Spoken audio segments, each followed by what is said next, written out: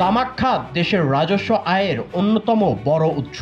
এই খাত থেকে রাজস্ব আদায় আরও বাড়াতে কঠোর অবস্থানে যাচ্ছে জাতীয় রাজস্ব বোর্ড এনবিআর। 14 জুন রাজধানীতে ইকোনমিক রিপোর্টার্স ফোরাম ইআরএফ আয়োজিত অর্থ বিল 2026-27 এর বিশ্লেষণ শীর্ষক সেমিনারে একথা জানান NBR chairman Mohammad Abdur Rahman Khan. NBR chairman বলেন, তামাক খাতে ভ্যাট ও কর আদায়ে আধুনিক প্রযুক্তি নির্ভর ব্যবস্থার দিকে এগোচ্ছে রাজস্ব বোর্ড। প্রযুক্তি ব্যবহার বাড়ানোর মাধ্যমে কর ফাঁকি ও রাজস্ব ক্ষতি কমিয়ে আদায় বাড়ানোর উদ্যোগ নেওয়া হচ্ছে।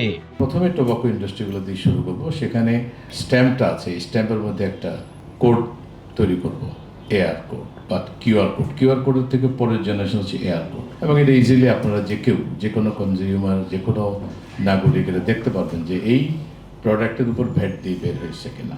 এবং যদি কেউ বলে যে না আমাদের রাডারে আসছে, সাথে সাথে চলে আসবে আমাদের হিসাবে যে উনি ট্র্যাক করেছেন, এই প্রোডাক্টের উপর ভ্যাট দেওয়া হয়নি। আমরা ওনাদেরকে, কনজিউমারদেরকে পুরস্কার করবো যিনি আমাদেরকে এই খবরটা দিবেন, এবং যিনি এই অন্যায়টা করবেন যে কোম্পানি, তাদেরকে আমরা পেনালাইজ করবো। তো আমরা আশা করি এটা করতে পারলে এখানে যে আনট্যাক্স যে এলিমেন্টটা আছে টোবাকোতে, এবং সেটার পরিমাণ বলা হয় প্রায় অ্যারাউন্ড 15%। তো 15% যদি আনট্যাপড হয়, আমি যদি 50,000 কোটি টাকা যদি রেগুলার পাই, তাহলে আমি আরও 7,500 কোটি টাকা এখানে বাড়াতে পারবো।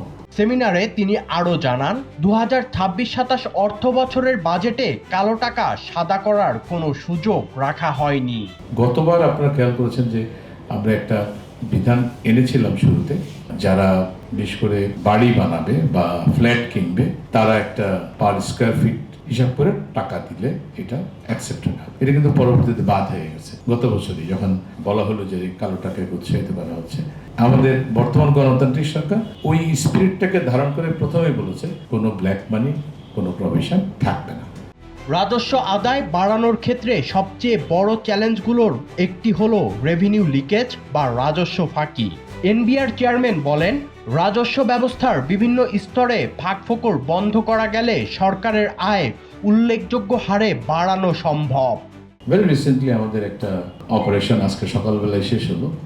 একটা বন্ডেড প্রতিষ্ঠান, তারা হাজার হাজার টন ইম্পোর্ট করলো, কিন্তু সেই তুলনায় তার এক্সপোর্টের পরিমাণ নাই বললেই চলে। তো তার মানে তাহলে মালামালগুলো তার গোডাউনে থাকার কথা। আমরা যখন গোডাউন দেখতে গেলাম, আমাদের শুল্ক গোয়েন্দা এবং আমাদের সেন্ট্রাল ইন্টেলিজেন্স উভয় মিলে নানাভাবে প্রতিবন্ধকতা তৈরি করলো, এটাকে দেখতে দেওয়া যাবে না, নানা রকম করলো। আমরা 4 তারিখে শুরু করলাম, আজকে হলো 14 তারিখ। এই 10 দিন পর আজকে আমরা পুলিশের সহায়তায় তাদের গোডাউনে ঢুকলাম, ক্লিন, কিছু নাই। তো এই যে এখানে প্রায় বলা হয় যে অ্যারাউন্ড 200 কোটি প্লাস রেভিনিউ ফাঁকি হয়েছে শুধু একটা জায়গাতে। এরকম কিন্তু পরিমাণ অনেক আছে। আমরা যদি এগুলোকে ঠিকমতো রেগুলেট করতে পারি এবং নির্মোহভাবে এই লিকেজগুলো ধরতে পারি, তাহলে কিন্তু আমাদের আসলে যেটা বলা হচ্ছে যে আমাদের রেভিনিউ কোথা থেকে আসবে। রাজস্ব আহরণ বাড়াতে প্রযুক্তি নির্ভর কর ব্যবস্থাপনা, তামাক খাতে কঠোর নজরদারি এবং রেভিনিউ লিকেজ বন্ধের ওপর জোর দিচ্ছে এনবিআর। একই সঙ্গে কালো টাকা সাদা করার সুযোগ বন্ধ রেখে কর ব্যবস্থায় স্বচ্ছতা আনার বার্তাও দিচ্ছে প্রতিষ্ঠানটি। Sadman Shaon, the financial express.